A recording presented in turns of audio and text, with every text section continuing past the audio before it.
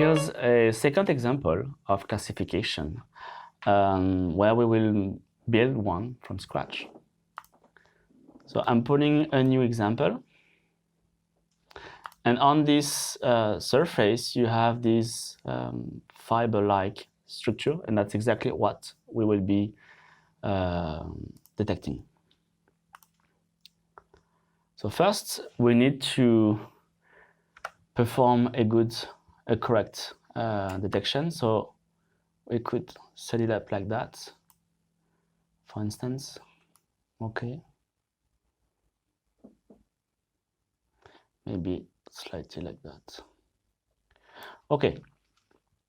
When you are happy with the detection, we can go into particle classification. Oh, and before that, there is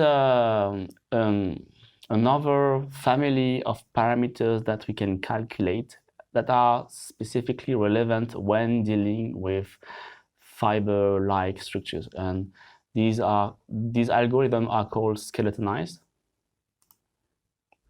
And when you do that, if you zoom in, you will see appearing this solid white line. And the idea is the software will be able to calculate the length of those lines.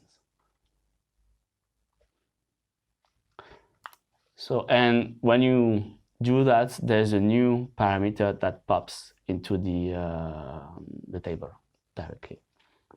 So we use particle classification. Now, this is again the default classification, and it's a classification based on projected area. So we can change the name, projected area, and then we can create a new one. And this one will be, we will call it fiber length, for instance. Okay, and there's nothing here. If you look here, for the moment, you will see again tiny particles that are quite common when dealing with thresholding. Before, we were able to filter them out completely using the refine option.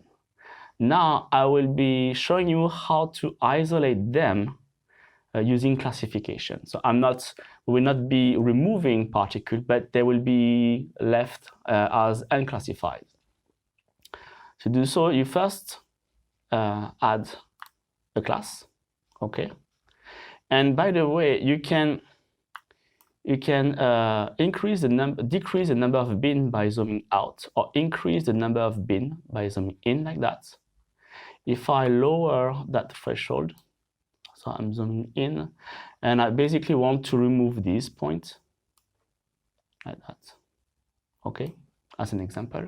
Now, by using these settings, I'm keeping all of those teeny tiny particles. What I want to do is keep not this one, but the remaining.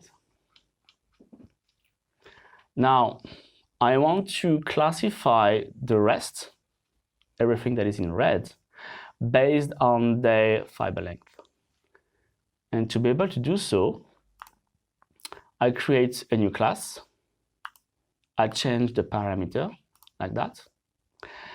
But I don't want to use that classes on all of the particles that are detected. I want to limit the scope here to the one that I already outlined using the class A. And to do so, you have this option here. You see, use all particle, which is the default choice. Use particle from class A. Now, these are excluded. If I don't want to display them at all, you do it like that. Now I can divide, and I have my three classes based on the skeleton length. Again, short, I can change the name, medium, and long. I can change the color. I can give a gray color for the one that I want to keep as unclassified. A nice orange, a nice blue, and a nice green. Once you are happy with those settings, you click on OK. If you go back here, colored particle, and you can hide the skeleton. Those values, those things are still being calculated, but I'm not displaying the skeleton anymore. You have the free classes, and you can switch from the previous classification based on projected area and the new classification based on fiber length.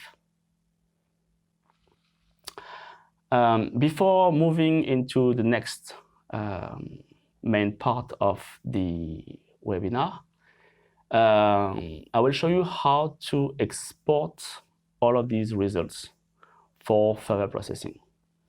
And to do so, it's fairly straightforward. You have an option here called Export Results. You simply click here. You can export only the statistical results, meaning this line here, or all of the results. And if you select Export Result as a grid, you will have on the left the list of particles, and in here you will have the list of all of the parameters calculated. You click on OK, save, and this is the output. The ID number of the particle on the left, projected area, volume, skeleton length, Zmax, and you also have the two classifications that we have created.